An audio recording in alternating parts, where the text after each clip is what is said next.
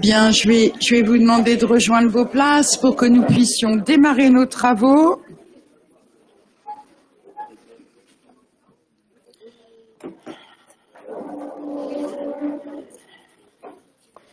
Merci.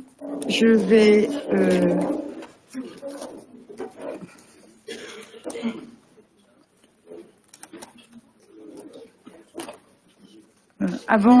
Avant de démarrer ce conseil municipal, si vous le voulez bien, je voudrais qu'on ait un instant de recueillement, puisque nous avons perdu une de nos agentes qui travaillait dans une école et qui est décédée à son domicile subitement dans la nuit. Elle était en arrêt pour des problèmes de santé et elle est décédée subitement. Il s'agit de Katia Bertrand qui travaillait à l'école Jacques Brel.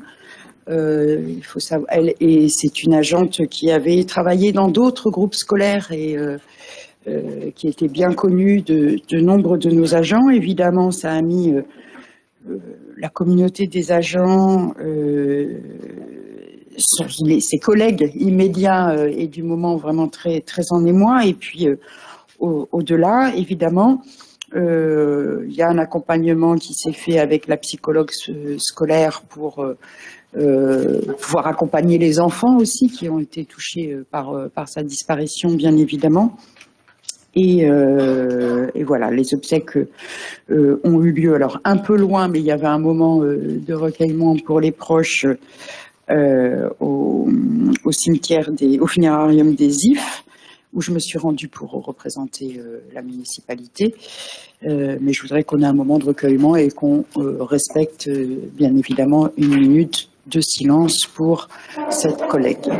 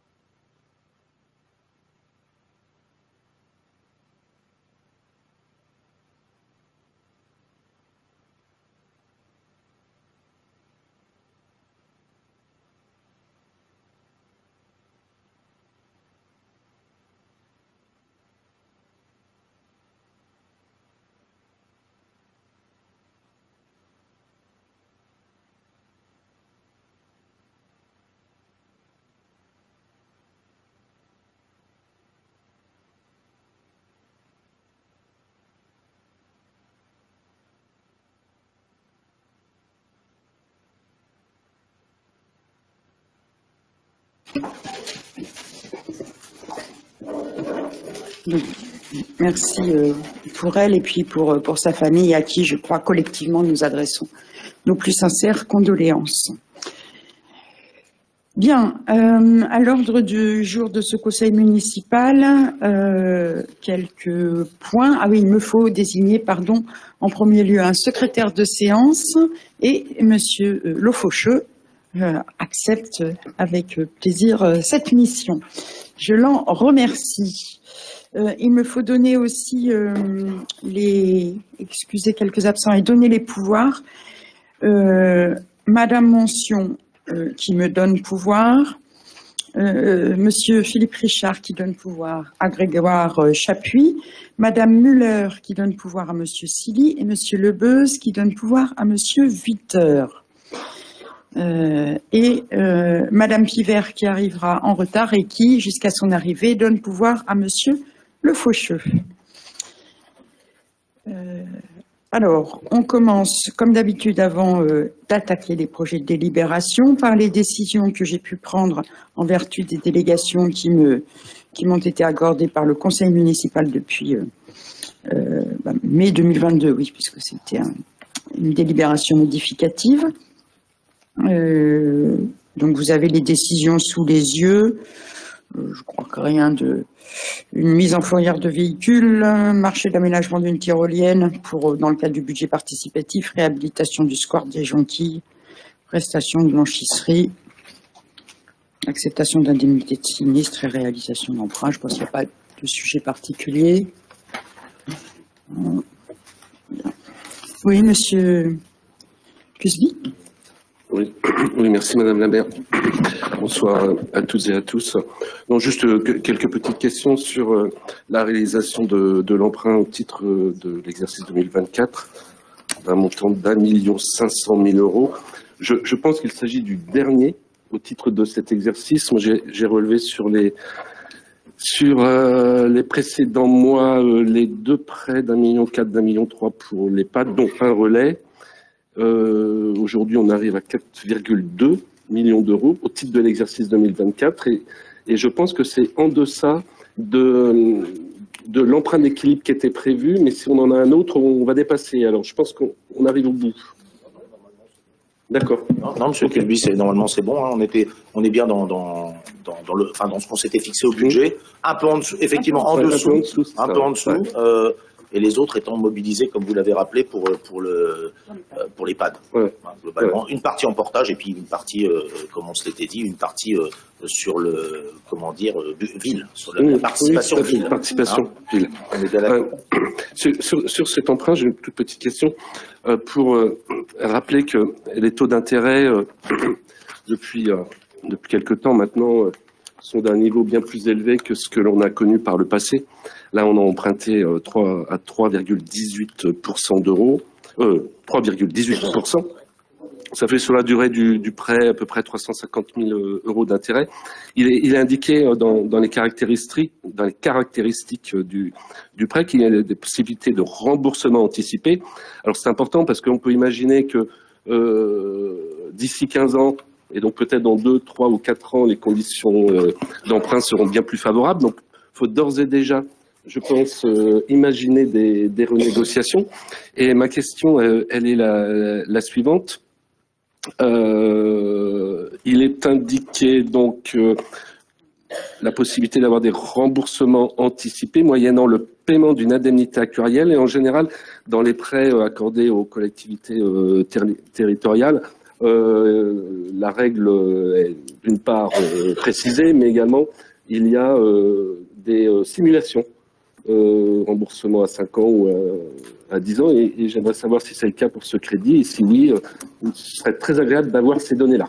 Eh bien, on vous les donnera, on vous donnera les éléments, monsieur Cusby. De toute façon, hein, pour tous les emprunts, on fait une, notre directeur financier fait un appel aux à quelques banques pour faire une comparaison. Hein. On prend pas la première venue entre guillemets et on choisit en fonction puisque en général il y a plusieurs types d'emprunts, notamment des emprunts à taux variable ou des emprunts à taux fixe. Et là, on est sur du taux fixe. Et puis, on a plutôt, bien que les taux d'intérêt aient monté par rapport à une époque, ils ont un peu baissé par rapport à ce qu'on a emprunté, notamment en début d'année ou l'année précédente. Hein, puisqu'on arrive à 3,18, on était plutôt entre 3,5 et 4 pour les précédents emprunts. Et on verra les éléments. Oui, on vous enverra les éléments. Très bien. Alors, sur les affaires métropolitaines, j'ai pas grand-chose à vous dire parce qu'on est essentiellement dans des débats d'orientation budgétaire, mais ça ne sont que les orientations, si ce n'est vous dire que dans ce débat, dans le cadre de ce débat, nous avons rappelé notre attachement aux questions de proximité et de services rendus à l'usager. Vous dire également qu'en préambule du Conseil métropolitain, nous avons une présentation extrêmement intéressante de ce qui est par le CODEV sur le bureau des temps. Alors, je dois dire que Fleury-les-Aubrais a été cité pour son partenariat avec Tempo Territorial et le CODEV recommande que la métropole se dote d'un bureau des temps et que les villes travaillent sur ce sujet. On a été donc cité à plusieurs reprises, puisque nous sommes la seule ville de la métropole à travailler sur ces sujets-là. Pour ceux qui nous regardent, les questions des politiques temporelles, c'est à la fois comment on adapte les services rendus aux usagers au nouveau rythme de vie et au temps des habitants, et à la fois comment on peut optimiser, par exemple, des locaux pour qu'ils ne soient pas fermés la moitié du temps, mais et pour en construire un autre bâtiment à côté, mais qu'on réfléchisse pas seulement donc à l'aménagement géographique, mais presque en termes de rythme et de temps à l'ensemble des politiques que l'on mène. Voilà, une présentation intéressante et qui donnera sûrement lieu, je l'espère en tout cas, à des décisions un petit peu plus tard, mais ça nous conforte dans le choix qui a été le nôtre de réfléchir à ce sujet-là. Et puis vous avez sûrement vu, dernier point sur la métropole, le passage de la compétence sport haut niveau et le retour à l'échelon municipal se confirme puisque c'est adopté par les autres communes. On passe au projet de délibération. Nous avons en premier lieu l'approbation des procès-verbaux des conseils municipaux du 25 novembre et du 16 décembre. Et je veux saluer les collaborateurs pour la rapidité, hein, puisqu'on est ce conseil municipal du 16 décembre, il y a quand même eu la trêve des confiseurs. Nous sommes fin janvier et nous avons ce procès verbal. Voilà.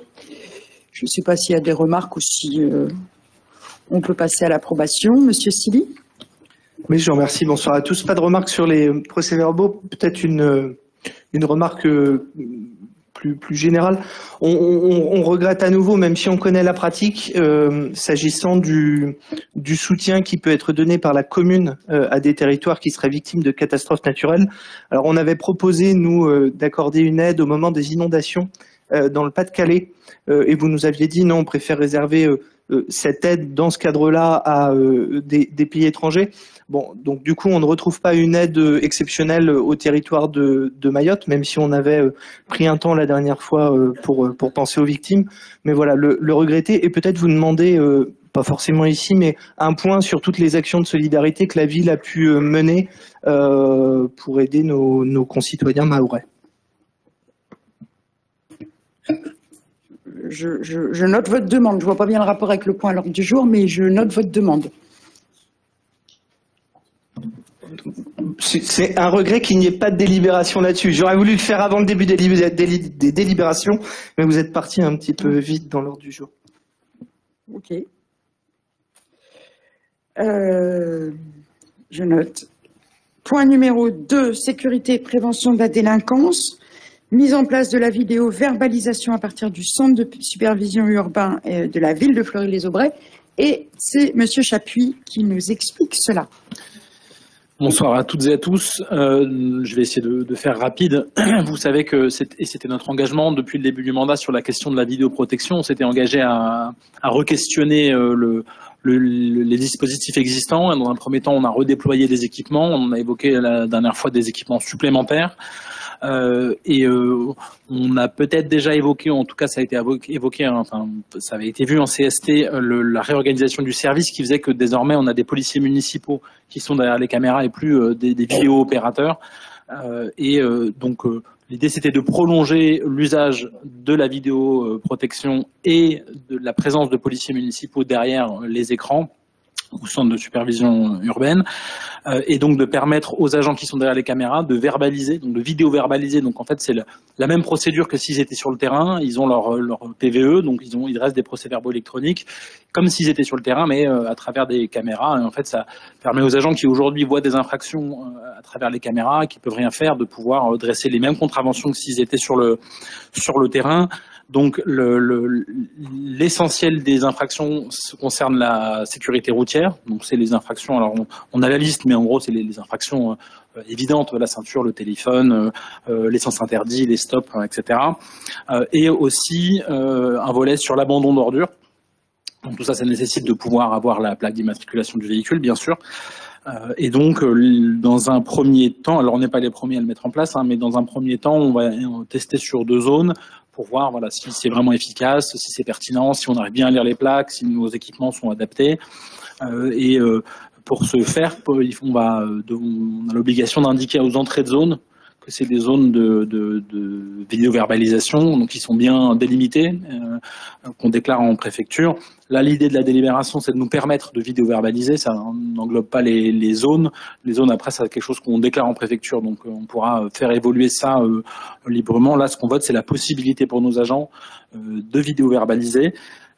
L'idée, c'est de permettre de compléter l'attirail sur la lutte sur la délinquance routière essentiellement et sur les dépôts sauvages. Vous savez que c'est un de nos combats depuis le début du mandat et on mobilise tous les moyens qu'on peut avoir. Là, on a des agents qui sont derrière les caméras, on a des caméras, donc autant joindre les deux et optimiser notre efficacité dans nos combats, à la fois sur la sécurité routière et sur les abandons d'ordures et de déchets. Oui, Monsieur Vitter. Merci Madame la maire, bonjour à tous. Merci Monsieur Chaput pour cette présentation. Bien sûr, là-dessus, on est complètement d'accord de la nécessité du développement et puis l'utilisation de ces nouveaux moyens et technologies pour pouvoir améliorer le cadre de vie de nos citoyens et puis aller sur la propreté de la délinquance, c'est une chose importante. On a juste des petites questions en ce qui concerne le système de déploiement. Vous en avez répondu en partie. En ce qui concerne le zonage, par exemple, il a été délimité 2 zones, en particulier sur Fleury. Qu'est-ce qui a déterminé ces zones quand, par exemple, quand on parle de rodéo, ce genre de choses, on y fléchait peut-être des zones un peu plus propices à ce genre de vérification. Déjà, c'était ça. Ensuite, en ce qui concernait la vidéo-verbalisation, si j'ai bien compris, c'est notre agent en direct qui pourra vidéo-verbaliser en fonction de ce qu'il verra. Donc, il n'y a pas de relecture possible. C'est la loi qui nous l'impose, c'est une décision faite, c'est ma question, parce que c'est vrai que des fois, on pourrait avoir des signalements, et si c'est sur les horaires de travail de nos polices municipales, forcément, on sait que tout ce qui va être dépôt de déchets, rodéo, sont en dehors de ces heures-là en général. Donc c'est dommage de ne pas pouvoir faire de relecture là-dessus, sachant qu'en plus, on délimite la zone entrée-sortie, donc on leur dit où et quand ils peuvent ou pas. Donc est-ce que ça peut évoluer? C'est notre question aussi. Merci. Monsieur Chaput. Alors, sur le choix des zones, alors en fait, comme le principe même de la vidéo-verbalisation, c'est parti de l'initiative des agents qui sont venus nous proposer des évolutions, comme on l'a à chaque évolution, ça, le fruit d'échange et ça part de la volonté des agents. Sur les secteurs, ils sont limités par l'existence de nos caméras. Il y a forcément des secteurs qui sont ceux autour d'une caméra. Et donc, ils ont pris l'ensemble des secteurs qui sont couverts par nos caméras et ils ont ciblé 2 secteurs qui, pour eux, leur semblaient pertinents. Donc, a priori, on va commencer par le secteur autour de la caméra qui est autour de la mairie, celle qui est devant la mairie, et une autour de la gare. Et ça, c'est le fruit de ce que eux ont vu dans leurs premiers mois d'usage derrière les caméras. C'est là où ils ont vu le plus d'infractions, et alors à la fois le plus d'infractions et à la fois des infractions dangereuses, parce que l'idée c'est d'avoir la même bienveillance que sur le terrain. L'idée c'est pas d'aller traquer la moindre infraction, c'est d'être sur les infractions graves ou répétées, ou voilà, comme quand ils sont présents, s'il y a un véhicule qui est mal garé, ils vont pas systématiquement mettre une contravention, ils vont demander aux gens de se déplacer. L'idée c'est qu'il y ait la même bienveillance. Mais sauf qu'on est, par exemple, sur la gare, sur des contresens, sur des gens qui traversent à toute allure alors qu'il y a des piétons. Donc voilà, c'est vraiment d'aller sanctionner, comme en physique, les comportements les plus problématiques. D'où le choix de ces zones-là pour un premier test. Parce que l'idée, comme sur tout ce qu'on a mis en place, c'est de l'évaluer d'abord. Donc après, on s'empêche pas de rajouter des zones ou d'arrêter si on se rend compte que ça sert à rien. Mais on s'empêche pas de rajouter des zones qui auraient du sens. Après, sur la relecture, en fait, c'est que c'est vraiment la même chose que s'ils étaient sur le terrain. Donc il faut qu'ils constatent en direct l'infraction. Et en fait, c'est vraiment la caméra et l'écran. On fait comme s'ils n'existaient pas et comme si l'agent était sur le terrain. C'est juste un moyen de le téléporter un peu partout dans la ville, mais c'est exactement les mêmes règles que pour l'agent qui est sur le terrain. Donc il faut qu'il constate en direct l'infraction. On ne peut pas aller rechercher les images en disant voilà, j'ai quelqu'un qui a grillé un stop à cette heure-là, ce jour-là, et aller rechercher, mettre une contravention. Ça, c'est le cadre légal. On peut pas aujourd'hui, ça ne nous permet pas d'aller chercher ces infractions.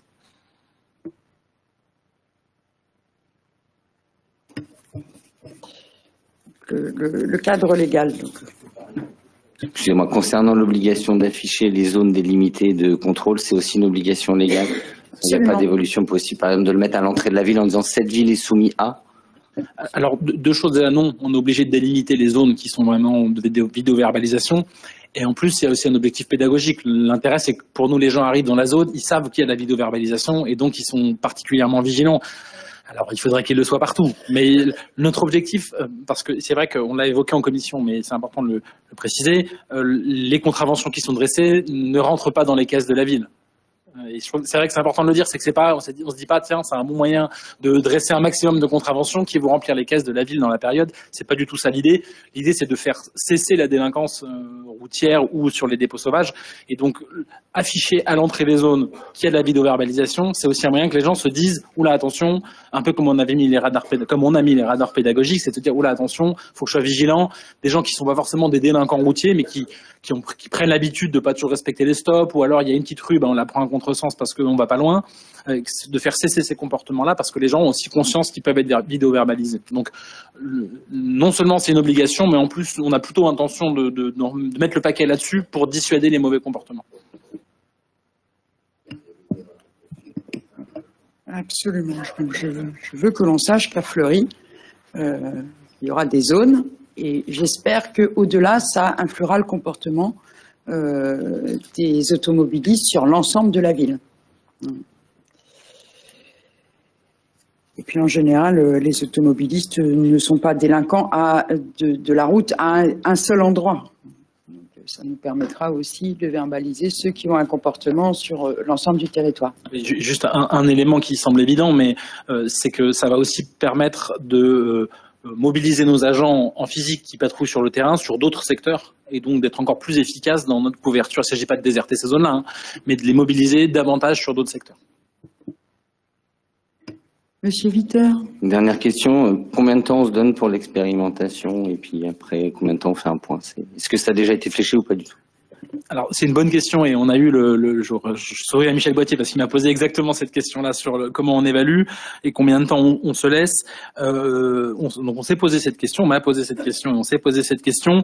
En fait, comme on part de zéro, c'est pas un dispositif qu'on fait évoluer, c'est compliqué de flécher dans le temps. Je pense qu'on verra très vite si ça fonctionne. C'est-à-dire si au bout d'un mois, on a zéro contravention sur ces secteurs-là, soit que c'est très efficace, soit plus probablement qu'on n'arrive pas à lire les plaques ou que les caméras sont pas forcément bien placées ou de qualité suffisante pour lire les plaques. Et là, on comprendra que soit ces zones-là sont pas les bonnes, soit le dispositif en lui-même ne correspond pas à nos besoins. Je pense que très honnêtement, à 6 mois, ça nous permettra de voir. Déjà, on pourra faire un point d'étape à 3 mois, voir si ça fonctionne. Et je pense qu'à 6 mois, on pourra se dire combien de contraventions on a dressées. C'est-à-dire que là, l'idée n'étant pas le chiffre, mais en tout cas, ça nous permettra de voir si ça fonctionne, si on arrive à les dresser. Il y aura une vision plus subjective, mais c'est le ressenti des agents. C'est est-ce que c'est utile? Est-ce que c'est pas une charge trop lourde pour rien? Est-ce que ça les détourne pas d'autres priorités, etc. Donc là, c'est plus subjectif, mais c'est important aussi. Et puis on verra si ça commence à faire bouger les comportements. Et là, c'est les usagers et les agents sur place, surtout sur le terrain, qui nous diront, voilà, est-ce que les comportements ont évolué? Est-ce qu'on a moins de problématiques de sécurité routière et de dépôt sur ces zones-là? Alors sur ces zones-là, on a moins de problématiques de dépôt, mais sur les problématiques de sécurité routière, on les verra évoluer. Donc je pense qu'on peut partir sur 6 mois pour avoir une vraie vision globale. Bien, merci. Je pense qu'on peut passer au vote. Est-ce qu'il y a des oppositions? Des abstentions? C'est donc adopté à l'unanimité. Toujours représenté par Monsieur Chaput, une demande de subvention au titre du FIPDR pour les équipements de la police municipale. Alors, autant la précédente était une nouveauté, autant celle-là est une tradition. On renouvelle régulièrement les équipements de gilets pare-balles pour nos agents sur le terrain. En l'occurrence, cette année, on en a 5 à racheter, ce qui nous coûte 4 920 €. Et le Fonds interministériel de prévention de la délinquance et de la radicalisation soutient ces achats à hauteur de 250 € par gilet, ce qui nous fait donc une subvention de 1 250 €.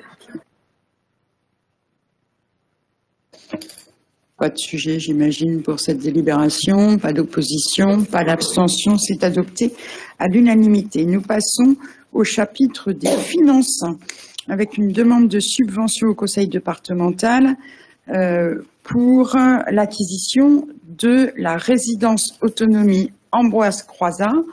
Ah non, j'en ai sauté une, pardon, excusez-moi.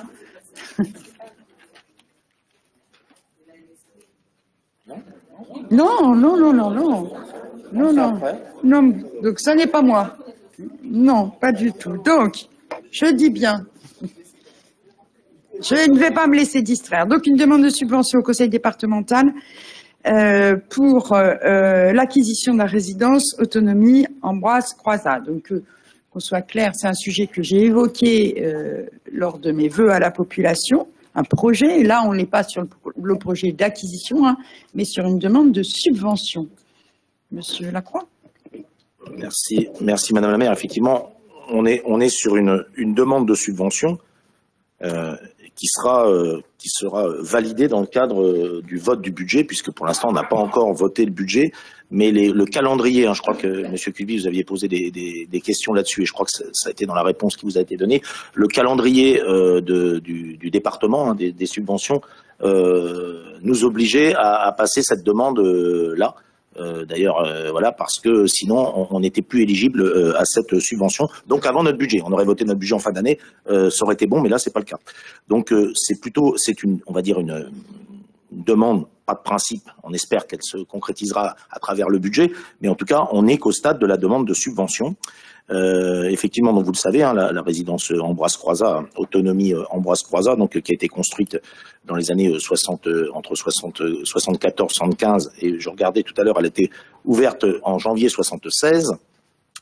Et donc elle appartient, ce que beaucoup de Fleurissois d'ailleurs ne savent pas, puisqu'elle appartient à l'OGEM Loiret. Et donc on paye un loyer, la ville paye un loyer sur cette résidence depuis 74. La ville ayant participé par ailleurs, c'était aussi précisé suite à la commission, la ville ayant participé au financement de cette résidence aux côtés de l'OGEM, aux côtés d'autres financeurs, avec un plan qui est un peu maintenant compliqué et l'État et la CAF aussi, qui est un petit peu compliqué à évaluer 50 ans après, mais en tout cas, voilà, ça s'était fait comme ça. Et donc, aujourd'hui, on paye un loyer à l'OGEM. Alors nous, on perçoit, enfin le CCAS perçoit les loyers des résidents, et nous, on paye un loyer à l'OGEM pour cette résidence. On est dans la demande de cette subvention, et la décision d'achat, elle est éclairée par plusieurs points. D'abord, on est sur le bien vivre ensemble. Hein, je ne vais pas redétailler tout ce qu'il y a dans la délibération. Il est évident que la résidence Ambroise Croizat correspond en tout cas est un vrai besoin et sur le territoire de Fleury, et un équipement important pour ceux qui résident dans le cadre de notre campagne senior. Les coûts de fonctionnement, ils sont particulièrement impactés par le loyer, puisque 26% des coûts de fonctionnement, ce sont les loyers que nous reversons à l'OGEM. Donc on a un intérêt. Financier. C'est 250 000 € à l'année, hein, de loyer, hein, que nous reversons à l'OGEM. Et le montage fait, enfin en tout cas avec les éléments que nous avons établis avec nos calculs, que le montant de l'achat plus le montant de travaux qui serait à phaser bien évidemment, avec un emprunt sur 15 ans, nous reviendrait moins cher, ou en tout cas pas plus cher, mais vraisemblablement moins cher, voire beaucoup moins cher que de payer le loyer actuel. Donc l'opération est plutôt vertueuse d'un point de vue financier, et elle est également vertueuse d'un point de vue comment dire, maîtrise de notre foncier, de notre patrimoine, puisque bon, bah, quand on a un propriétaire, il est clair que bon, bah, des fois, faut un peu lui. On a de bonnes relations avec l'OGEM, de très bonnes relations avec l'OGEM, mais de temps en temps, il faut un peu lui tirer l'oreille pour qu'il fasse les investissements nécessaires.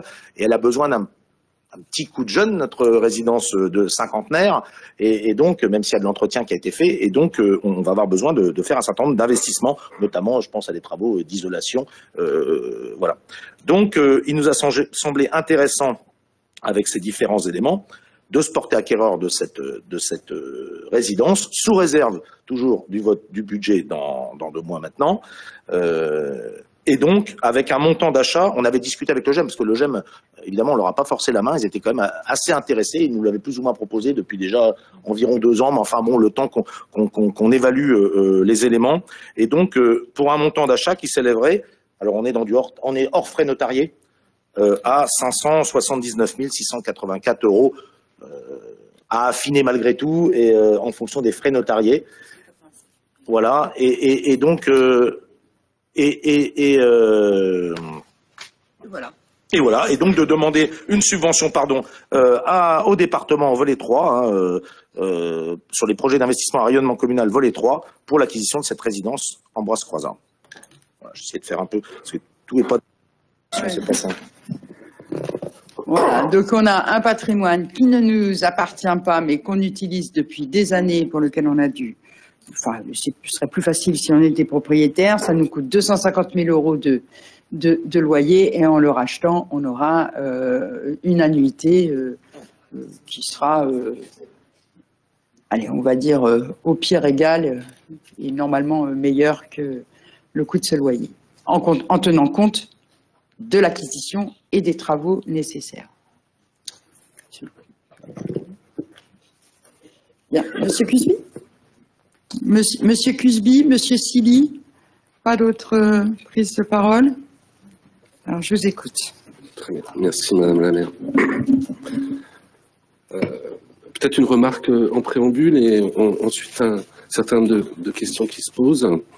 Monsieur Lacroix vient de nous expliquer pourquoi il fallait faire une demande de subvention maintenant, c'est-à-dire c'est pour rentrer dans le calendrier du conseil départemental. Voilà, sinon après il est trop tard. Voilà. Alors ça on peut le comprendre. Voilà. Nous on aurait mieux apprécié, on aurait mieux compris qu'on parle du projet en amont. Là, on s'intéresse à demander une subvention pour financer un projet dont on n'a pas encore véritablement parlé. Or, il s'agit d'un projet qu'on ne peut pas qualifier d'anodin. Voilà. On ne peut pas qualifier le projet de rachat de la RAPA, je crois que c'est 71 logements de mémoire, constitués également de bureaux, cuisine, une salle de restauration qui sert de salle polyvalente également. On ne peut pas considérer que c'est quelque chose d'anodin. Voilà.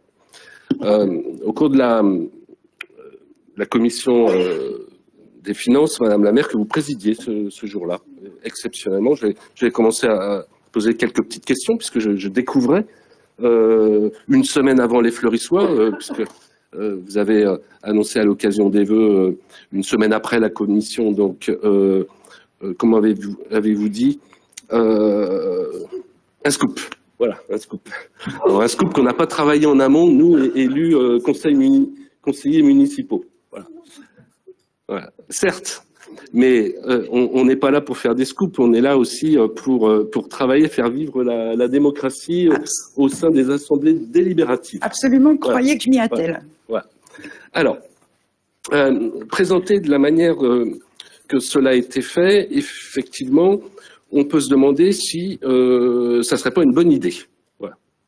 Mais vous savez que le diable se cache toujours dans les détails. Voilà.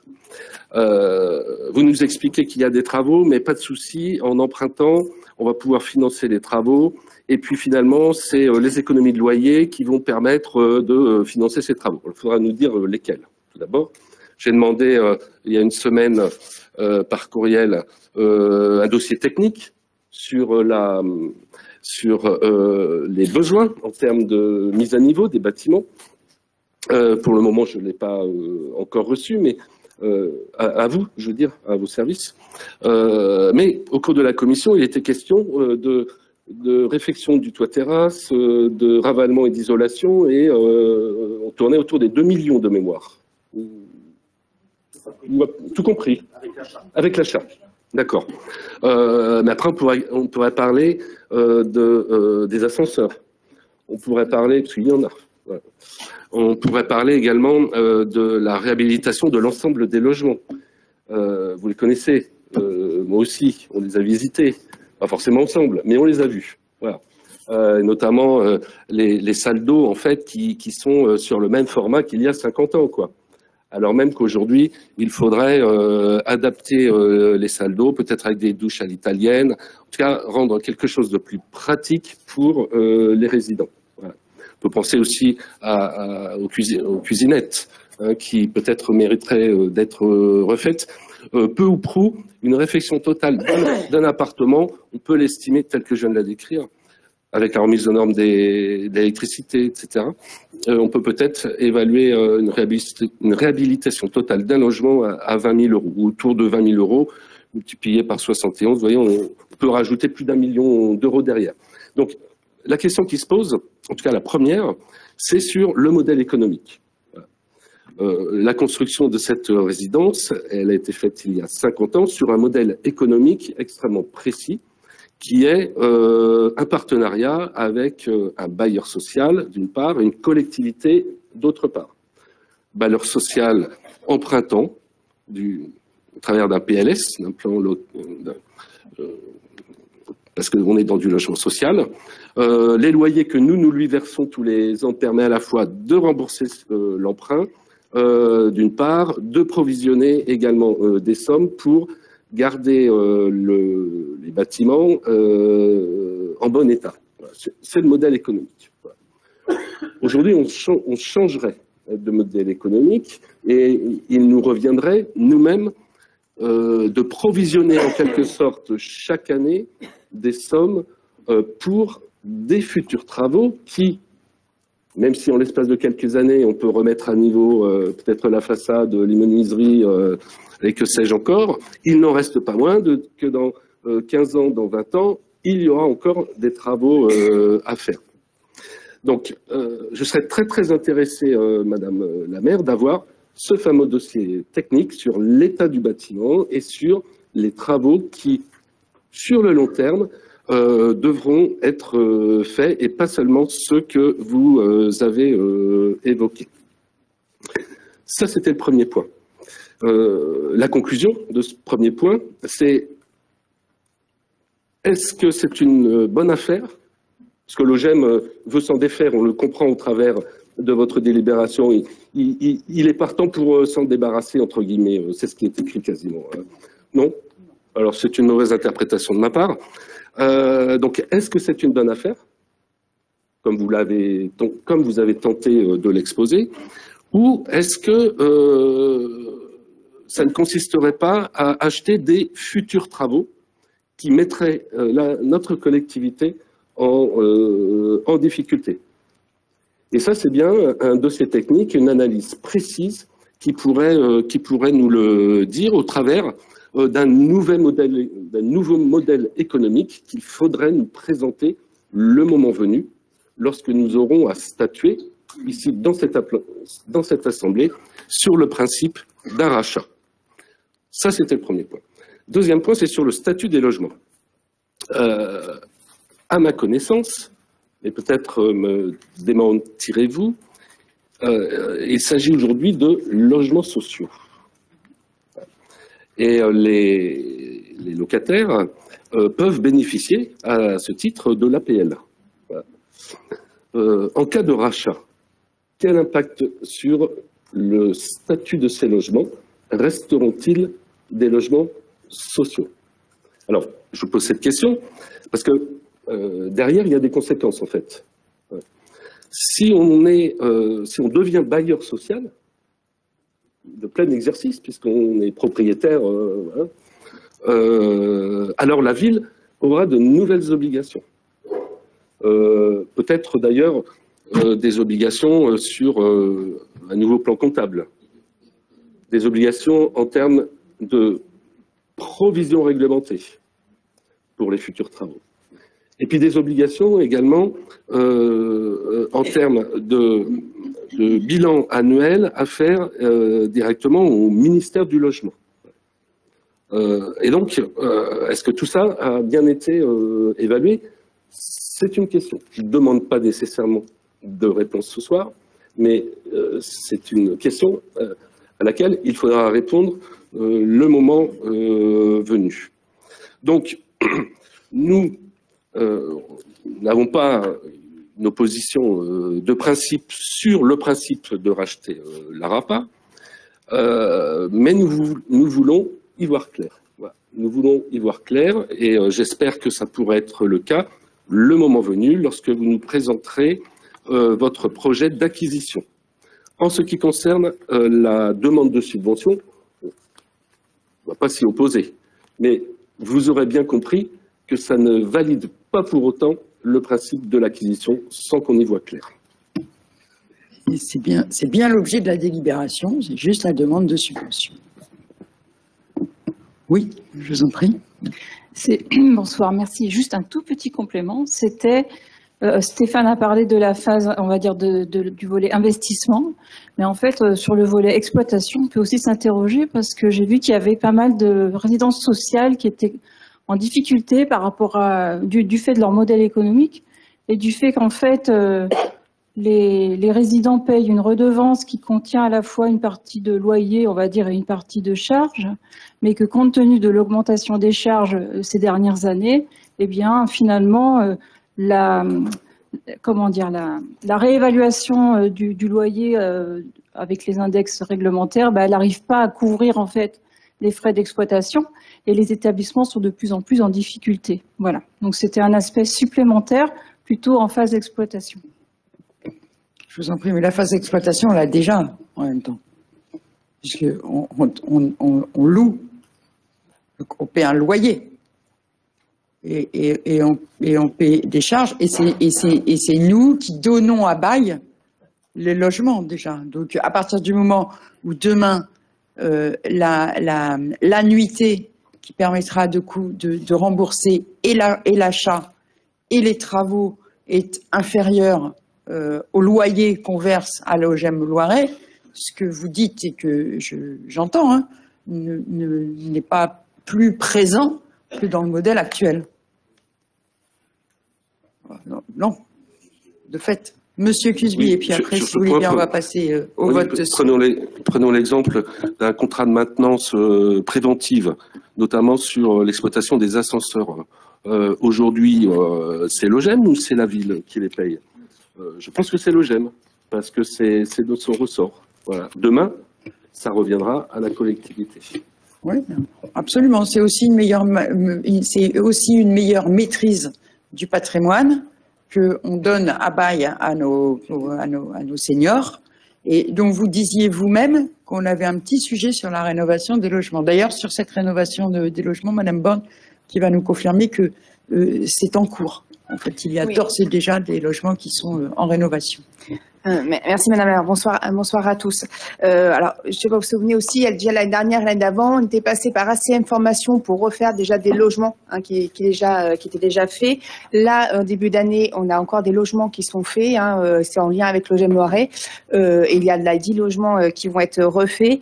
Et l'idée aussi à terme, c'est, vous savez, comme vous disiez, Monsieur Cusby, c'est vrai qu'il y a des logements, ça fait longtemps. Voilà, il y a des résidents qui sont déjà dans ces logements. Donc l'idée aussi, c'est de garder toujours peut-être un appartement vacant, pour que ce résident puisse se mettre dans ce logement vacant et refaire son logement. Enfin, il y a plein de réflexions qui peuvent être faites à ce niveau-là, mais il y a déjà des réflexions qui sont faites à ce niveau-là.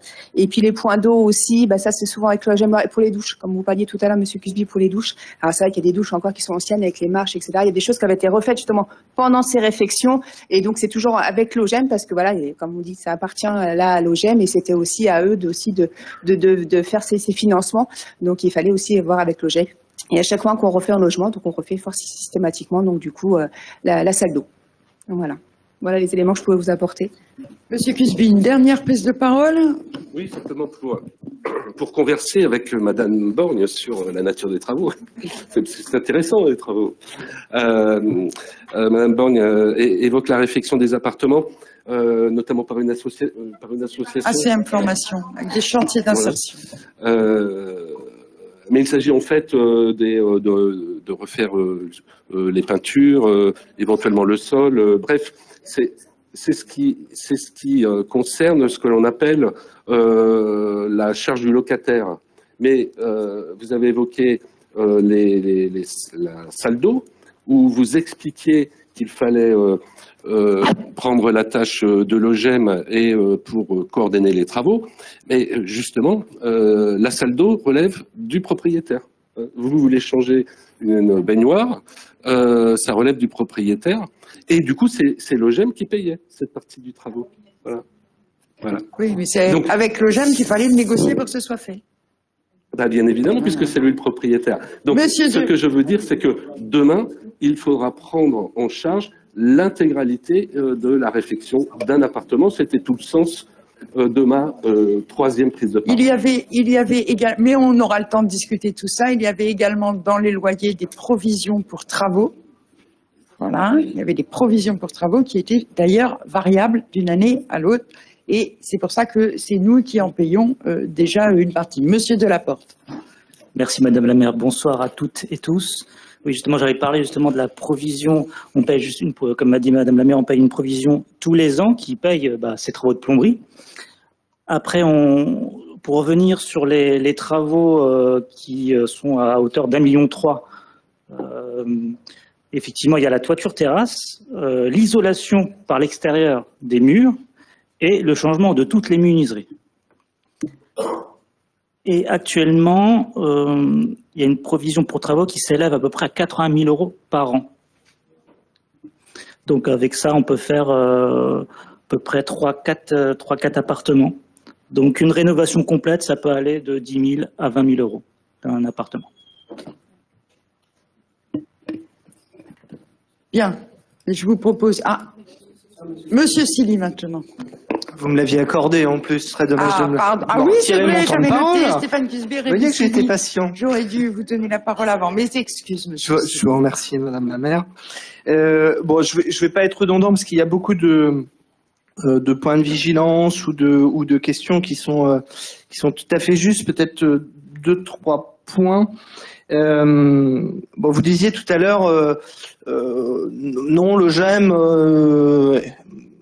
est parvenu à de nombreuses reprises pour nous dire, bon, on est vendeur. Stéphane Cusby disait s'en débarrasser.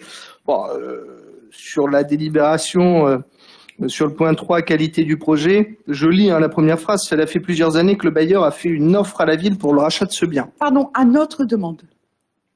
À notre demande. À notre demande.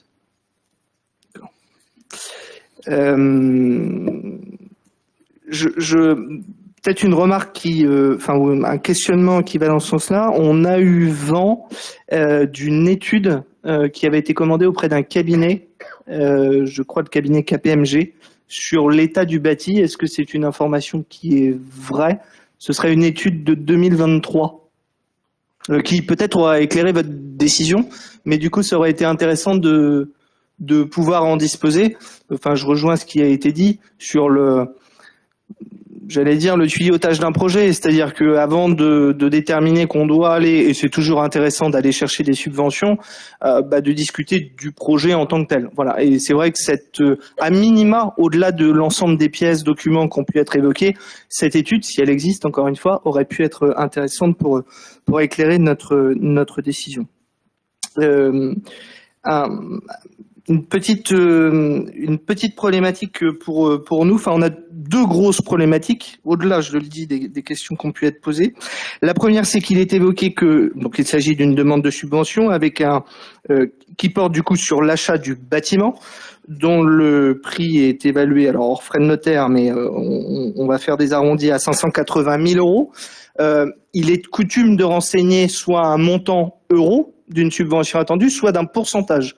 Or, dans la délibération, ça n'est pas le cas. Donc, je voulais savoir s'il en manquait un bout. Mais enfin, en tant que tel, en fait, alors non seulement on n'a pas tout à fait les contours du projet ou en tout cas ce que ça implique, mais alors en plus, on demande une subvention, mais on ne sait pas de combien ou à quelle hauteur. Non. Donc, bah, un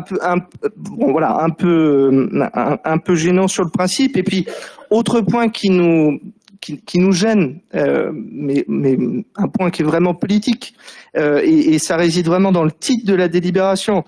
On demande une subvention au conseil départemental dans le cadre de l'appel à projet 2025 dédié au projet d'investissement à rayonnement communal. Et je dois rappeler ici que on a tous été élus sur un programme, et que dans nos programmes respectifs, nous avions la reconstruction du gymnase de Veilly. Et je m'attendais, le jour où nous demanderions solliciter ce volet 3 auprès du département, à ce qu'on se positionne sur un projet sur lequel nous étions engagés. Il vous aura pas échappé qu'on est en janvier 2025 et que la mandature vient sur sa fin et que il n'y a pas le début d'un euro, ne serait-ce que de demander sur ce projet-là. Alors vous nous aviez dit par le passé que on décale les projets. J'ai peur qu'à force de les décaler, ils n'arrivent pas. Voilà. Et c'était une promesse, et je tiens à ce qu'on puisse honorer cette promesse. Voilà. Et ça remet évidemment pas en cause l'ensemble des remarques qu'on partage, mais voilà, je ne peux pas alourdir. Écoutez, je suis ravie que vous soyez attachés à ce que nous honorions dans cette équipe nos promesses, mais on s'y attache également. Mais je sais que vous aviez cela dans votre programme aussi, et on partage le fait que c'est important, et vraiment on ne lâche pas les choses, on les rééchelonne, mais on ne les lâche pas. Là, en l'occurrence, il s'agit à la fois d'une opportunité, on le dit, sur la maîtrise bâtimentaire, sur aussi de la mutualisation des coûts de gestion bâtimentaire, et puis simplement, je vous le redis, le montant des loyers par rapport au coût d'acquisition. Il y a la question des travaux et on vous donnera plus d'éléments, bien évidemment. Mais franchement, j'ai qu'un regret, je vais vous le dire, c'est qu'on ne l'ait pas fait avant. Simplement, ça supposait quand même qu'on prenne quelques précautions sur l'état bâtimentaire. Voilà. Donc il n'y a pas d'études KPMG spécifiques, mais il y a des précautions qui ont été prises et des échanges qui ont eu lieu entre nos services techniques et les services techniques de l'OGM Loiret, parce que je ne tenais pas à ce qu'on achète, comme ça a pu être fait, sans polémique, sur d'autres bâtiments où on a acheté enfin, la ville a eu à acheter, pas moi, mais la ville a eu à acheter un bâtiment et puis au final c'était pour le détruire, quoi. Donc pour payer la démolition. Donc, il faut faire attention à ce qu'on achète quand on l'achète. C'est ce que nous faisons. Ensuite, je suis d'accord avec vous, Monsieur Silly, sur la temporalité. C'est vrai que moi j'aurais préféré qu'on ait le temps de vous l'exposer et puis que l'appel à projet du volet 3 du département, mais peut-être Monsieur Chapuis pourra nous en dire un mot, la temporalité, enfin que ça arrive après. Mais après, c'est la concordance des calendriers. Je voulais pas non plus qu'on passe à côté de cette opportunité, qui en plus est une opportunité. Je pense que là, vous évoquiez un montant, mais il y a plein de délibérations. Quand on demande une subvention, on autorise le ou la maire à demander la subvention la plus haute possible dans le cadre du dispositif. C'est vraiment une mention, comment dire, standard. Et là, en l'occurrence, il y a, mais on les aura pas, ça peut aller sur le volet 3, je crois, jusqu'à 80% du projet. Bon, on n'aura pas 80% des 600 000 euros, enfin des 580 000 euros, loin de là. Et c'est pour ça que c'était important de ne pas rater cette opportunité et de la flécher tout de suite sur ce sujet-là, plutôt qu'au vu du montant sur le projet de la salle de gymnastique, que nous n'oublions pas pour autant. Je voulais vous le confirmer. Voilà. Après, je vais laisser Monsieur Chapuis dire un mot sur ce volet 3, enfin sur ce dispositif du conseil départemental, que je remercie par avance. Et vraiment vous dire combien c'est pas seulement, c'est aussi, mais c'est pas seulement une mesure de bonne gestion. Déjà, effectivement, je veux vous le confirmer, c'est nous qui avons demandé, c'est même moi qui ai demandé, avec il y a quelques années maintenant, on va pas mettre plein de S à année, mais qui ai posé la question de ce loyer, qui en discutant avec le directeur de l'OGM Loiret ait posé cette option-là, et que donc c'est bien nous qui avons été à l'initiative. Après, je vous dis, il faut le temps de prendre quelques précautions. C'est important, il me semble, je l'ai dit, pour des questions budgétaires, hein, parce que c'est quand même 250 000 euros tous les ans, c'est pas rien. Quand on peut devenir propriétaire, c'est quand même mieux, surtout à ce prix-là. Deuxièmement, en termes de gestion bâtimentaire plus intégrée, je l'ai dit également. Et troisièmement, quand même, en termes de politique senior. On va se doter sur notre territoire d'un EHPAD.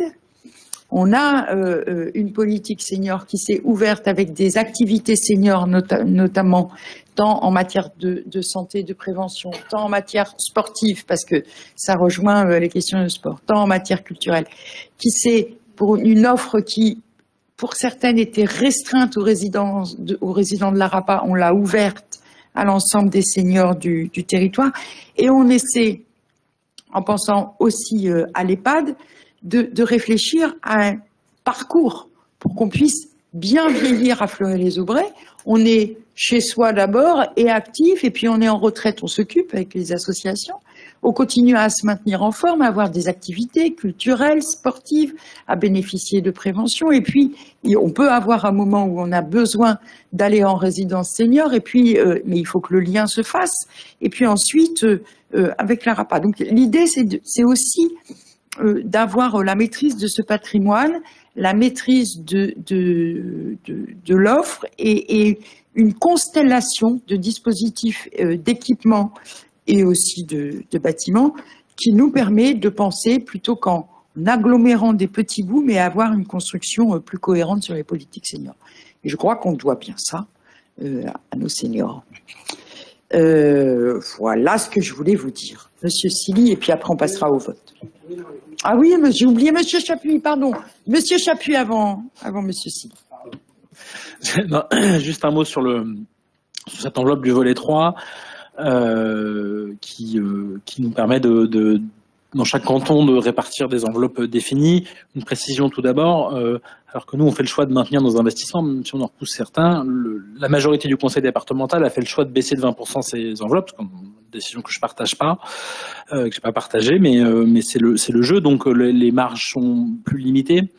Une précision sur le fait qu'il n'y ait pas de demande de montant, de demande de subvention, c'est parce qu'en fait c'est une enveloppe à l'échelle cantonale et qui donc est le fruit de discussions entre les différentes communes du canton, et donc la somme qui sera disponible pour la ville de Fleury dépendra des projets, et donc avec un jeu d'équilibre avec les autres communes en fonction de l'ampleur du projet. Et donc on est globalement sur une base de 100 000 euros, mais voilà, les discussions sont encore en cours. Et bien sûr, l'objectif, c'est de pouvoir avoir la somme la plus importante, mais on a de la marge, comme le disait la maire, c'est 80%. C'est 80% du projet sur une enveloppe qui doit être maintenant, je ne l'ai plus exactement en tête, mais autour de 320 000 euros pour le canton. Donc vous voyez bien qu'on n'arrivera pas aux 80% du projet, à moins que tous mes petits camarades n'utilisent pas leur enveloppe, mais je peine à croire qu'ils se précipitent tous pour financer le rachat de la RAPA à Fleury-les-Aubrais. Sur le choix du projet, c'est aussi le fruit d'une discussion, comme on le fait avec l'ensemble des communes. Il nous est apparu, nous, conseillers départementaux, avec ma binôme Marie-Agnès Croix, que ça correspondait plus au département. Parce qu'avec l'engagement sur le plan bien vieillir, l'engagement qui est déjà celui du département sur l'EHPAD, il y avait une cohérence sur les compétences du département. Après, en soi, financièrement, budgétairement, peu importe où on met la somme, elle arrive elle vient diminuer les investissements de la commune, peu importe où va la somme. Mais ça nous est paru en cohérence avec les engagements du département sur le bien vieillir dans nos territoires. Et donc c'est pour ça qu'on a fait le choix en discussion de s'orienter sur ce projet-là. Mais en soi, financièrement, l'impact est plus symbolique que réel. Et puis moi, je suis très content de pouvoir avancer sur ce projet, même si et Monsieur Lacroix a dit aussi, il est soumis au vote du budget et donc dans l'attente de la décision démocratique qui sera la nôtre du vote du budget sur ce rachat. Mais dans l'idée où, avec un peu de chance, le budget vienne confirmer cette décision, je suis très heureux de ce rachat parce que je pense qu'il va dans le bon sens sur une structure qu'on défend toutes et tous. Je pense qu'il n'y a pas de débat là-dessus sur la pertinence de l'ARAPA et à la fois sur la pertinence de l'ARAPA et sur la nécessité de faire bouger les choses en termes bâtimentaires dans cette structure, et qu'avec l'OGEM aujourd'hui, on voit bien que c'est compliqué, et qu'une fois que ça sera une structure ville, on pourra vraiment mettre les moyens et sans être obligé d'être dans une phase de négociation permanente avec un bailleur qui, clairement aujourd'hui, n'avait pas très envie de faire les investissements structurels nécessaires. Merci. Monsieur Silly, et puis ensuite on passera au vote. Oui, pour une dernière remarque, bon, j'ai quand même noté tout à l'heure, Monsieur Lacroix a dit, bon, depuis 2 ans, on a des échanges, et c'est vrai que ça arrive maintenant un peu au pied du mur, contraint par les délais du département. Donc voilà, pour dire que c'est dommage. J'ai pas bien compris votre remarque faisant un lien entre le fait d'être propriétaire avec la possibilité de mener une politique senior. Bon, qu'on soit propriétaire ou locataire, Madame la maire, on peut mener une politique senior. D'ailleurs, on le fait très bien depuis des décennies à Fleury-les-Aubrais. Et puis enfin, vous avez dit tout à l'heure, c'est une opportunité. Eh bien, on attendra que vous nous le démontriez. Voilà. Très bien. Eh bien, on passe au vote. Alors, sur cette demande de subvention, y a-t-il des oppositions? Des abstentions? C'est donc adopté à l'unanimité. Je vous remercie. Nous avons une 3e demande de subvention, non pas en investissement, mais en fonctionnement cette fois, pour les rendez-vous du printemps et les Trockevich. Oh là là, pardon, j'en ai sauté 2, mais non, c'est pas possible. Oh bah, et donc je suis pressée ce soir. Ah oui, dites donc, demande de subvention en investissement donc auprès du conseil départemental pour les travaux d'aménagement au sein de la MSP, et il s'agit notamment il s'agit de la climatisation qui est attendue et des professionnels et des patients. Oui. Monsieur Lacroix. Merci, Madame la maire. Donc, évidemment, parce que là, on est dans la même situation parce que on a beaucoup insisté sur la résidence Ambroise Croizat et le fait que ce soit au budget et qu'on n'ait pas adopté le budget. On est dans la même situation pour les délibérations, celle-là et les délibérations suivantes. Pardon. Puisqu'on est dans le cas de projets que nous allons, comme ça vous avez déjà presque une vue du budget, que nous souhaitons inscrire au budget 2025, mais qui évidemment, c'est sous réserve du vote du budget. Bon, je le redis. Et puis c'est aussi sous réserve, comme toute demande de subvention, Monsieur Chaput en parlait, les 80% qu'il va réussir à nous obtenir sur l'achat de la résidence Ambroise Croizat. Voilà, c'est aussi soumis évidemment à l'acceptation des organismes qui ont fait des demandes de subvention. Ils ne sont pas obligés de retenir nos dossiers, ils peuvent retenir une petite partie, une partie plus importante. On n'a aucune certitude. Alors, sur le volet, là, comme il est très lié aux conseillers départementaux du canton en général, bon, on arrive quand même à porter. Sur ces dossiers-là, on a un petit peu moins d'assurance, comme dans tous les dossiers qu'on peut porter par ailleurs. Mais vous voyez qu'on fait feu de tout bois, si j'ose dire, pour aller demander le maximum de subventions à tout le monde. Donc là, on est sur les travaux d'aménagement au sein de la maison de santé pluridisciplinaire. Bon, vous savez, qui existe depuis 2017, et un des sujets qui nous est remonté d'ailleurs qui est remonté depuis le début, c'est l'absence de climatisation. Qui avait, je crois, été envisagé, mais qui n'a jamais été opérationnel.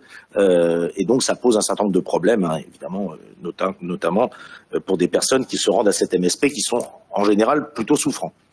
Donc, il y a eu des discussions qui se sont engagées, Madame la maire, avec Madame Brun, avec le CISA, là, donc l'organisme qui est la Société interprofessionnelle de soins ambulatoires, qui gère la MSP. Donc la MSP a un certain nombre de professionnels de santé, médecins et paramédicaux. Et donc on a ce projet de climatisation qui va aboutir. C'est une demande assez pressante depuis qu'on est là d'ailleurs. Voilà, c'est récurrent. Et donc on a une estimation à 133 700 € hors taxe. c'est quand même un budget assez important. Et donc, il est proposé de demander une subvention dans le cadre d'une enveloppe qui a été mise en place par le département, spécifiquement sur les investissements sur les questions de santé. Pour la rénovation, la réhabilitation de locaux, des opérations d'amélioration des conditions d'exercice, etc. Et donc, c'est sur cette enveloppe-là, mais évidemment, on n'est sûr de rien. On verra le vote qui se produira au département. Peut-être dire aussi que c'est aussi une manière de soutenir la CISA parce que ils sont obligés, il fait très chaud l'été pour ceux qui fréquentent, il fait très très chaud et les gens ne sont pas bien. Et donc, ils sont obligés de recourir à des dispositifs mobiles de climatisation qui sont absolument énergivores. Donc, en termes de charge, ils vont s'y retrouver aussi. Monsieur Delaporte, puis peut-être Madame Brun voudra dire un mot également. Oui, pour compléter. On avait installé des sondes en 2023 et on a pu mesurer vraiment de très fortes températures. Donc c'est pour ça qu'aussi on a voulu absolument les aider dans l'installation de ces climatisations. Madame Brun. Oui, merci. Bonsoir à tous. Juste 2 mots. C'est vrai que depuis plusieurs années, nous échangeons avec la CISA sur les problèmes que nous rencontrons pour l'accueil des patients lors des grosses chaleurs. Nous avons mis en place un plan canicule, donc effectivement cette situation ne nous convenait pas. Donc voilà, aujourd'hui il y avait aussi des problèmes au niveau des bâtiments, etc. On ne pouvait pas faire n'importe quoi, donc aujourd'hui on a des solutions et je me réjouis si on peut obtenir une subvention pour que de notre côté ça nous soulagerait, la CISA également. Merci. Oui, Monsieur Vitter, puis après on passe au vote. Merci pour ces précisions. Oui, effectivement, comme vous le disiez, pour en avoir déjà échangé avec des professionnels, c'était attendu la climatisation et au-delà du côté climatique, les machineries qu'ils emploient généraient également beaucoup de chaleur, donc ils avaient très chaud. Ma question est la suivante, je sais, pour en avoir parlé plusieurs fois en commission. À l'époque, il y avait un accord qui avait été fait avec la CISA pour la prise en charge financière de cette climatisation à hauteur de moitié-moitié. Oui. On est toujours dans ce cadre-là ou du coup c'est une bonne nouvelle, la mairie prend en charge. D'accord. Et donc du coup le 50-50 sera à l'issue de l'obtention de la subvention, bien sûr, qui sera calculée. C'est ça. Ok, merci. On passe au vote. Y a-t-il des oppositions? Y a-t-il des abstentions? C'est adopté à l'unanimité. Je n'en doutais pas. Demande de subvention au titre de la DECIL, cette fois dotation de soutien à l'investissement. C'est donc à l'État que nous nous adressons pour différents projets de travaux. Je vais rapporter parce que c'est rien de spécial. On en inscrit le plus possible. Voilà, c'est ça qu'il faut comprendre. On ne sait pas ce qu'on aura. La DECIL, c'est souvent assez aléatoire. Et surtout en ce moment, et vu que le budget de l'État n'est pas encore voté, donc les enveloppes de l'État ne sont pas définies, on inscrit les projets en espérant avoir le plus haut montant. Donc, cette demande de subvention concerne des travaux qui s'élèvent à un montant total de 466 665 € hors taxe à ce stade. Avec du côté, donc il y a la rénovation de l'école Ferragu annexe pour 258 333 €, la couverture et la chaudière de l'école Aragon pour 66 666 €, la remise aux normes et reprise de verrière de la crèche des Oisillons pour 100 000 €. Donc ça c'est pour des dossiers suivis par Madame Mention, et les travaux d'ADAP à la salle François Villon, l'accessibilité qui est encore à reprendre, la rampe sur le côté, pour 41 666 €. Et donc, nous demandons un montant de subvention à hauteur, qui serait parti sur l'ensemble de ces projets, à hauteur de 373 332 €, soit 80% de chacun de ces travaux. Oui, Monsieur Silly. Oui, je vous remercie, très rapide. Vous venez d'évoquer sur la ligne des travaux d'ADAP sur la salle François Villon. Vous évoquez la rampe sur le côté. Alors, il y avait déjà eu une porte de créer, une issue de secours, il y a de nombreuses années. Travaux sur cette rampe, 40 000 €, j'imagine qu'il n'y a pas que ça. Non, non, il n'y a pas que ça, mais il y a notamment ça, Monsieur Delaporte. Mais c'est parce qu'elle n'est pas sécurisée, en fait, cette rampe. Elle n'est pas aux normes. Oui, la rampe actuelle, là, je vois, sur le côté du bâtiment, elle n'est pas du tout aux normes, elle n'est pas du tout adaptée. Parce qu'en fait, juste Elle avant... est dangereuse même, oui, parce qu'on peut tomber. Et puis juste avant, vous regarderez, en fait, il y a du gravillon, un fauteuil roulant ne peut pas y accéder. Ce serait compliqué. Ah oui, donc il y a la reprise, parce qu'il y a une rampe existante, donc il y a la reprise des pentes, il y a la main courante, et il y a un cheminement piéton pour 40 000 €, ce qui s'explique. Ok, très bien, merci. Bien, on passe au vote, j'imagine, sans difficulté. Y a-t-il des oppositions, des abstentions? C'est donc adopté à l'unanimité. Eh ben, on y vient, j'ai pris un peu d'avance. Demande de subvention, non plus en investissement, mais en fonctionnement, pour les rendez-vous du printemps et le troc et vide-jardin 2025, au titre du dispositif régional mobilisation pour le climat et la transition écologique. Le taux d'intervention de la région étant entre 40 et 50% en fonction du montant des dépenses éligibles. Voilà. C'est aussi à ce titre-là qu'on avait souhaité être signataire dans le mouvement COP régional Centre Val-de-Loire. On vous avait expliqué à l'époque que ça nous permettrait de demander ces subventions. Je sais pas, Monsieur Fourmont voulait dire un petit mot de... Rapidement sur l'événement, voilà, on est sur la nouvelle édition des rendez-vous du printemps qui seront dédiés à l'alimentation. Donc il y aura 17 stands le vendredi. Les équipes des agents ont beaucoup travaillé sur ce sujet. La plupart des services ont participé. Donc on a 17 ateliers le vendredi. Il y en aura 9. Non, c'est l'inverse. Il y en aura 9 le vendredi et 17 le samedi. Et puis on aura un maître conférencier qui viendra de Tours pour parler de l'alimentation. On aura des stands avec le domaine de la brossette, également avec Info Vegan, etc. Voilà. Et puis le samedi, on profitera de la journée dédiée tous au compost pour faire cette fois-ci, par rapport à l'année dernière, où on avait eu une centaine, un peu plus de 100 composteurs distribués de la métropole. Là, ce sera directement sur le samedi, avec un stand de plein air. Voilà. Merci, Monsieur Fourmont. Est-ce qu'il y a des questions ou est-ce qu'on passe directement au vote? On vote. Y a-t-il des oppositions, des abstentions? Merci pour cette approbation à l'unanimité. Sur un tout autre chapitre, nous passons aux ressources humaines avec le protocole du temps de travail. Et c'est Monsieur Lacroix qui nous expose cela. Oui.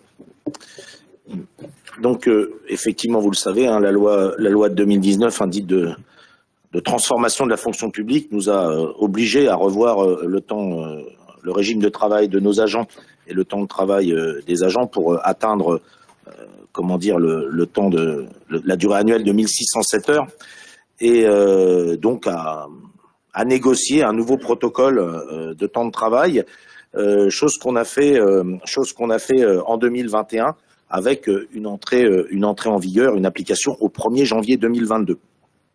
Donc maintenant, on a passé presque 3 ans maintenant, de ce nouveau règlement du temps de travail, et on avait établi un certain nombre de règles. On avait également établi un certain nombre de postes de fonctionnaires, enfin de postes de mission, qui étaient éligibles à de la pénibilité et donc ouvraient droit à des congés, des congés supplémentaires. On avait convenu de faire un retour sur cette mise en place avec un certain nombre d'ajustements. C'est ce qu'on a fait pendant une partie de l'année 2024, et on a abouti. Enfin, il y a eu des discussions avec les partenaires sociaux et on a abouti à proposer une nouvelle réglementation du temps de travail pour la ville de Fleury-les-Aubrais. Avec quelques ajustements, on est sur des ajustements à la marge, c'est plutôt du toilettage, qui aboutissent à revoir la liste des métiers reconnus comme pénibles, avec notamment l'ajout des accompagnants d'élèves en situation de handicap, des auxiliaires de puériculture et des agents de police municipale. Également d'adapter les cycles de travail pour certains personnels. On a revu certains cycles de travail puisqu'il y avait des ajustements à faire pour que ce soit plus pertinent pour tout le monde, agents et collectivités. Et enfin, la mise en place, ça c'était une demande assez forte dès le départ, d'un fractionnement de 2 jours de congé en heure, ce qui permet aux agents de pouvoir poser 1 heure ou 2 heures pour des démarches personnelles au lieu de poser une journée de congé. Donc ça existait par le passé, ça n'existait plus parce que c'était plus vraiment dans le cas des ministres de 7 heures, mais enfin on est revenu en tout cas sur ce type de fractionnement de 2 jours de congé. Donc c'est ce règlement qui a donc été revu et toiletté, a donc été présenté au comité social territorial lors de la séance du 13 décembre dernier, et donc un avis favorable a été prononcé à l'issue de ce comité, et on vous propose donc de valider ce nouveau règlement du temps de travail. Voilà, tout simplement.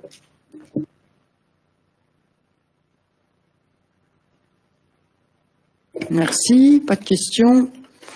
Donc, on passe au vote. Y a-t-il des oppositions, des abstentions?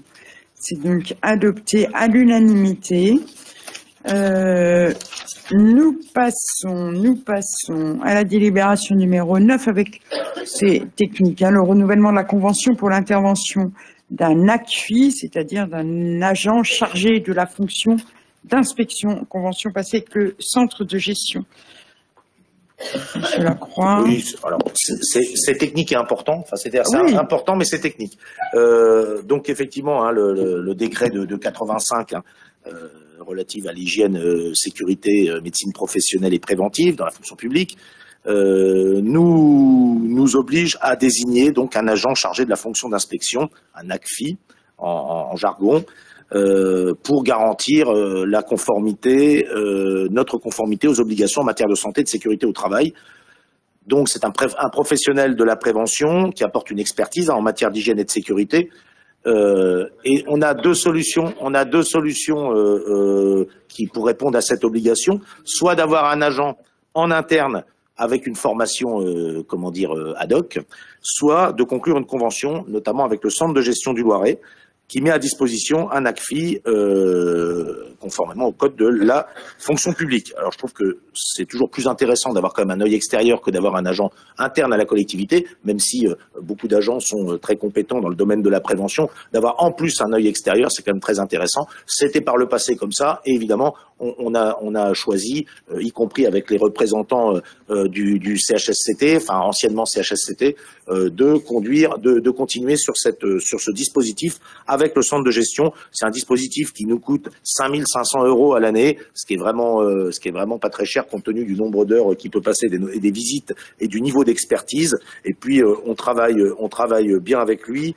Il y a un bon rapport également avec les agents, les représentants du personnel au sein de la F3SCT, ex-CHSCT, et puis il vient donc autant que de besoin dans nos différentes séances. Voilà, donc on vous propose de reconduire cette convention avec le centre de gestion du Loiret. Bien, pas de questions. Je vous sollicite, y a-t-il des oppositions, des abstentions? C'est donc adopté à l'unanimité.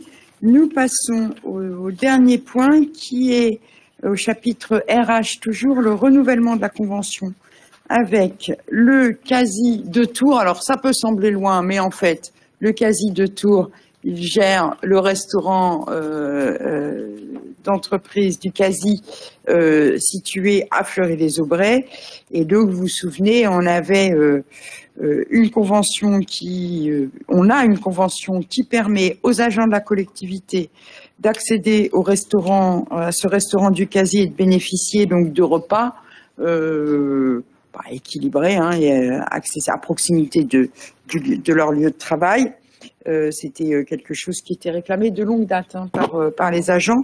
Bon, là on a quand même une moyenne surprise puisque le CASI a décidé d'augmenter les droits d'admission qui évoluent et qui passent de 3,05 à 5,35. augmentation. Donc ça ne change pas hein, le coût, le prix que paie l'agent, le coût pour l'agent ne change pas, mais en revanche, le prix que paie la collectivité pour que l'agent puisse prendre son repas, là, celui-là, ça augmente et ça passe de 3,05 à 5,35, ce qui n'est pas rien quand même. Je le dis parce que je crois qu'il faut qu'ils l'entendent et que c'est un vrai sujet, mais pour l'instant, c'était soit ça, soit on fermait cette offre aux agents. Donc nous avons fait le choix de signer ce renouvellement de convention à ces conditions portées par le CASI. Voilà. Oui, Monsieur Silly. Oui, juste me faire l'écho du collègue malade victime des épidémies, Nicolas Lebeus, qui a été assidu à la commission au cours de laquelle il était question de ce sujet. Moi, j'ai été étonné du nombre finalement d'agents qui allaient sur le site, finalement assez peu. Moi, je m'attendais à beaucoup plus. Donc, à l'heure du bilan, mais bon, je suis pas certain que le prix influence beaucoup. Je crois qu'il est aussi question de qualité. Absolument. Ça fait plusieurs fois que l'argument revient, au moins du côté des représentants du personnel. Vous avez dit relative mauvaise surprise. Alors oui, parce que effectivement il y a un delta qui est important. En même temps, en préparant ce conseil municipal, on a fait un petit benchmark et on est quand même largement en dessous de ce que d'autres restaurants d'entreprise peuvent proposer. Donc effectivement, il y a une augmentation, elle est importante, mais on est quand même sur un coût qui est abordable pour la collectivité qui prend en charge. Et néanmoins, je repousse quand même une remarque que le collègue avait formulée, c'est que malgré ce renouvellement, ça nous empêche pas de regarder ce qui se passe ailleurs et de voir si en qualité, en proximité, on peut avoir peut-être mieux à l'avenir. Absolument. Oui, Monsieur Lacroix. Oui, c'est les discussions qu'on a eues avec parce que quand on a eu vent de cette augmentation, c'était juste à l'été. Bon, une première surprise. Alors c'est la partie que paye la commune, hein, puisqu'il y a une partie que paye l'agent. Et d'autant qu'on avait quand même quelques alertes sur le niveau de qualité qui pouvait être, ou l'irrégularité de la qualité, ou le niveau, ou le choix, ou etc. Voilà, ou les quantités. Enfin, un certain nombre d'éléments qui font que on leur a un petit peu dit, voilà, on a eu une discussion et on leur a dit bon quand même en plus vous augmentez et puis bon on a quand même quelques sujets nous et donc on a convenu après une discussion, donc ils nous ont assuré qu'ils allaient faire des efforts là premier semestre 2025 voilà tout en ayant l'augmentation et en gros je dirais qu'on a pris la décision de continuer comme Madame la maire l'a dit parce que on n'a pas d'offre vraiment très similaire à proximité. Soit c'est beaucoup plus cher, soit c'est beaucoup plus loin, soit ils veulent pas. On avait pris cette décision il y a 3 ans. On avait déjà prospecté avec les services, avec des restaurants d'entreprise, etc., qui voulaient pas ou qui étaient plus chers, etc., ou voilà, ou pas pratiques. On va voir. Nous, c'est quand même parce qu'on avait fait une enquête de satisfaction auprès de nos agents. On a aussi nos agents qui nous disent et les représentants du personnel, comme vous l'avez dit, qui nous disent que bon, ça mériterait d'être amélioré. Et donc, on va voir avec eux. Ils ont les éléments en main, même si on n'est pas forcément, compte tenu de notre nombre d'agents, on n'est pas forcément, clé dans leur fonctionnement. Mais en tout cas, ils ont quand même des éléments en main. Je pense que ce serait comme intéressant voilà. Et après, on s'interdit rien. Mais par contre, le risque, Madame la maire le disait, c'est que si on arrêtait cette convention, on n'avait rien d'autre. Donc même s'il y a peut-être une dizaine d'agents qui mangent tous les jours, mais si demain, il n'y a plus rien. Donc on ne paye que de toute façon qu'au repas consommé. Hein. C'est pas un abonnement, on gâche rien, nous. Hein. Enfin, on préférerait que ce soit meilleur et qu'il y ait beaucoup d'agents. Voilà, c'est ce que je veux dire. Même si ça nous coûtait plus cher, on préférait qu'il y en ait plus, on pensait qu'il y en aurait plus.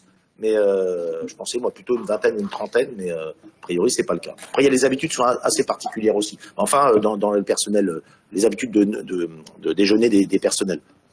On peut dire aussi que c'était assez aléatoire. Il y a eu un moment où ça allait beaucoup mieux, en qualité, et puis... c'est pour ça qu'on a eu cette discussion. Donc, on peut mieux faire, on va dire. Bien, y a-t-il des oppositions, des abstentions? C'est donc adopté comme le reste des délibérations à l'unanimité et je vous en remercie. Avant qu'on ne se lève, je voudrais quand même, je l'ai fait lors de la cérémonie des vœux, je l'ai fait aussi lors des vœux aux agents, à l'ensemble de notre personnel. Je voulais vous souhaiter à tous une belle année, en vous souhaitant évidemment la santé, parce qu'on sait combien ça compte. D'abord la santé, et puis dans ces questions de désert médical, on préfère avoir la santé qu'avoir à chercher un médecin. C'est d'autant plus important. De la sérénité pour qu'on puisse continuer à travailler dans l'ambiance qui est la nôtre. La paix, parce que je crois qu'avec les bouleversements qu'on connaît dans le monde, il faut être extrêmement attentif, non seulement à ces questions-là dans le monde, mais à ce que ça peut produire sur notre territoire et entre nous. Et puis beaucoup de bonheur dans vos vies personnelles et professionnelles également. Voilà. Et le plaisir de vivre ensemble. Donc à tous, je vous souhaite encore une fois une très très belle année.